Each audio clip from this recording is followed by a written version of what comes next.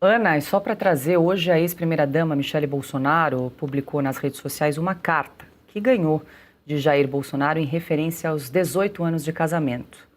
No texto, o Jair Bolsonaro escreveu o seguinte, abre aspas, Oi, Mi, obrigado por você existir.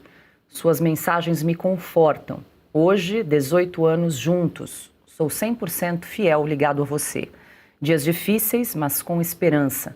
Ansioso para te ver novamente. Te amo para sempre. Fecho aspas. Está aí então, Ana, essa mensagem publicada por Michele Bolsonaro, né, do ex-presidente. E ele disse, inclusive, à Polícia Federal que tanto a mulher quanto a filha, a Laura Bolsonaro, são motivos, né, para mantê-lo ali emocionalmente um pouco mais calmo, mais tranquilo diante da situação.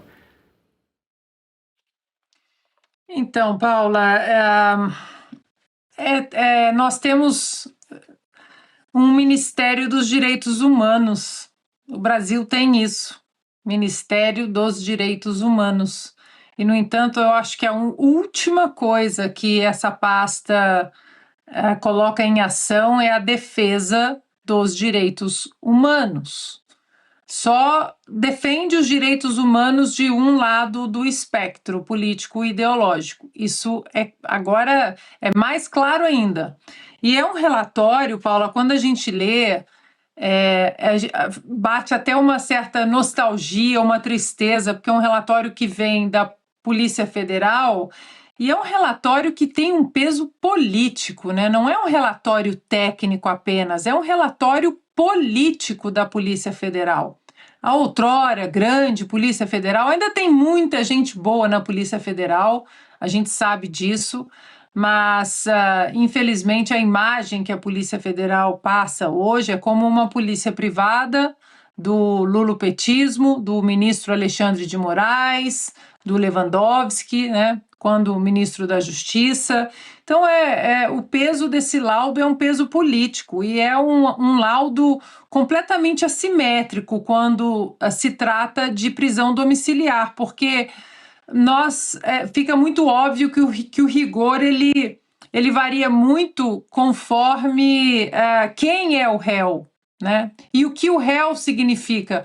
Porque esse tipo de relatório ele não foi apresentado, por exemplo, para a prisão agora domiciliar do ex-presidente Fernando Collor de Mello, que está em casa com bipolaridade, com comorbidades, né, com doenças, está numa prisão domiciliar. Eu não sou médica, mas o presidente Jair Bolsonaro tem uma situação de saúde bem mais grave do que o ex-presidente Fernando Collor de Mello.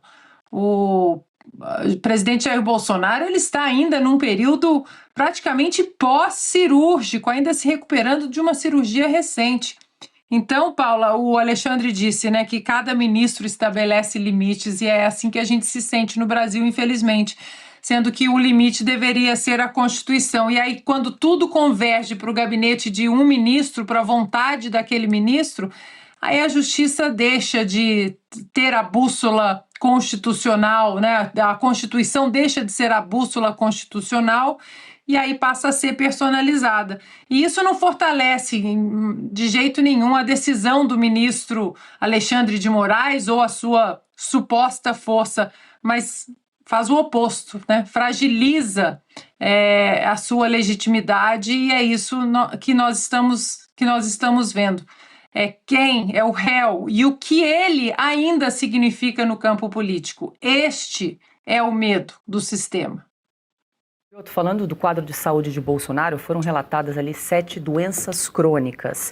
Eu vou trazer aqui para a nossa audiência: hipertensão arterial sistêmica, apneia obstrutiva do sono grave, obesidade clínica, aterosclerose sistêmica, doença do refluxo gastroesofágico, queratose actínica, que seriam lesões na pele, e aderências intraabdominais. Foram essas as doenças relatadas aí por esse laudo, por esse relatório da Polícia Federal. E tem um outro ponto que chama atenção e que deve preocupar muito Bolsonaro, os familiares, os advogados, é que o laudo chamou atenção para o risco de queda. E aí eles precisam de mais investigação para entender quais são as hipóteses diagnósticas aí desse possível risco de queda que ele já teve. A gente lembra, no mês passado, ele caiu, chegou a bater a cabeça, teve ali um traumatismo craniano de forma leve, foi encaminhado ao hospital, mas essa realmente é uma preocupação que foi incluída no relatório, mas ainda assim a PF entende que Bolsonaro deve permanecer onde está. Depois de fazer um laudo atestando todas essas doenças, óbvio, eu não sou médico, mas a lógica nos ensina que, diante de uma série de doenças como essa, a prevenção, até porque trata-se de um paciente idoso também. Eu não estou falando de um jovem de 20 anos em que, obviamente, o vigor físico pode compensar uma série de coisas. Ainda assim, com todas essas comorbidades, naturalmente, o atendimento deveria ser muito mais rápido e melhor. E é óbvio que uma cadeia não tem isso. Por mais que seja papudinha, enfim, com atenção maior por parte ali dos carcereiros ou da Polícia Militar, que é exatamente quem trabalha naquela região do Distrito Federal, como mencionou o Alexandre, mas a questão é óbvio que nós temos uma condição muito clara aqui de que uma visão humanitária deve prevalecer.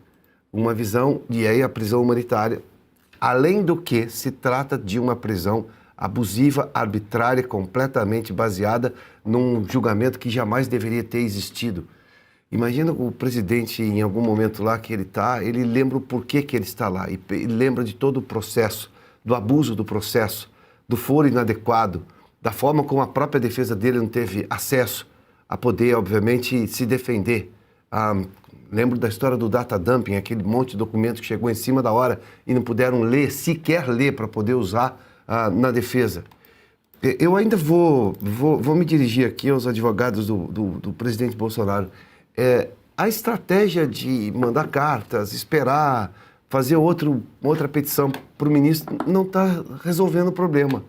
Não é hora de dar entrevistas mais, digamos, presentes, claras, objetivas, diretas, de tornar o que está acontecendo público. Nós estamos falando aqui de um tratamento de um ex-presidente sob cárcere privado sem as condições para ele, que tem comorbidades claríssimas atestadas pela Polícia Federal. É desumano. Nós estamos falando de desumanidade. E, de novo, há pouco falei que o Supremo Tribunal Federal era fonte de segurança jurídica e agora também eu posso dizer é fonte de desumanidade, porque ninguém conseguiu perceber a gravidade do caso, levando-se em conta que eu tenho uma série de outros ex-presidentes ou autoridades que também receberam um atendimento, digamos, mais humanitário e foram cumprir a pena, em que pese nos outros casos julgamento justo, nesse caso injusto, mas domiciliar. Do que nós estamos falando? Augusto, também quero te ouvir sobre essa perícia, né, esse laudo, relatório da Polícia Federal aí que...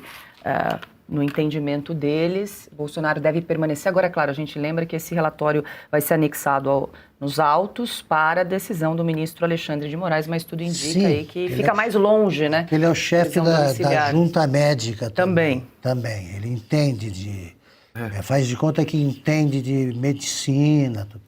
Eu vou repetir o paralelo aí que é inevitável. Pensem no autor do atentado, que vida leva, e pensa na vítima, que está submetida a condições bem piores que as do Adélio Bispo e que não cometeu crime nenhum. Esse é o Brasil. Esse é o Brasil. De novo, vou repetir até que o Brasil volte ao normal. Quem não cometeu crime está preso nessas condições. O autor de um atentado que por pouco, muito pouco, não matou o candidato à presidência da República, esse aí é tratado como uma coisa doce, né? Desde o dia do atentado. Não investiga, continua investigando tudo sobre o Bolsonaro, apesar da condenação. Sobre o Adélio, o inquérito parou rapidinho, não investigaram nada, há vários mistérios a resolver, mas deixa ele descansar, porque ele está cansado daquele dia, ainda. Sim.